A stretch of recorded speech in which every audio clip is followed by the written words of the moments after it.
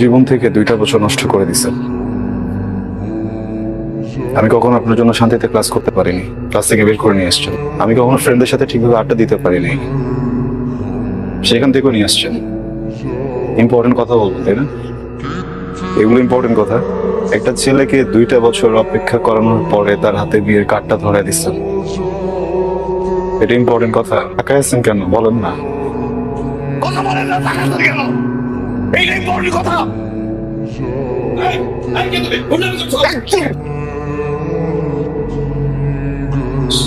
Sorry sorry sorry uncle, এখানে কোনো সিনক্রেট করতে আসি নাই। উনি উনি আমাকে 2 বছর ধরে আঙ্কেল ঘোরাচ্ছে, বুঝছেন? আমাকে কি যেন একটা ইম্পর্টেন্ট কথা বলবে। আমি 2টা বছর ধরে ঘুরতেছি।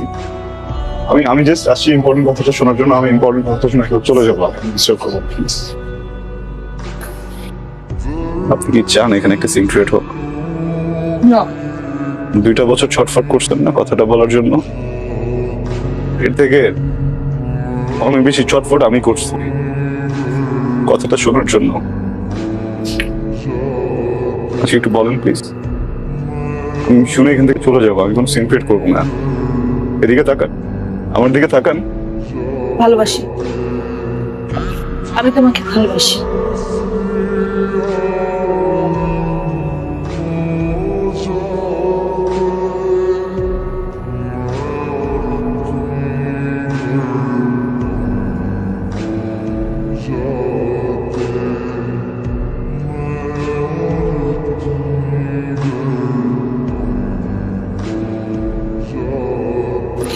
ইম্পর্টেন্ট কথা শুনলা তো না, যেটা শুনতে আসছিল?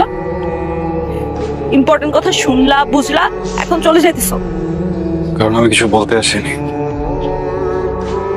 শুনতে আসছিলাম। শুনে ফেলছি, এখন ধর কোনো কাজ নাই।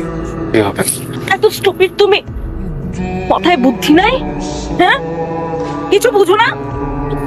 এতগুলা মানুষের সামনে আমার ফ্যামিলি, বরপক্ষের লোকজন সবাই শুনছে আমি কি বলছি, সবাই শুনছে।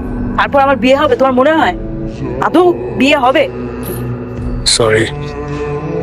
Okay fine.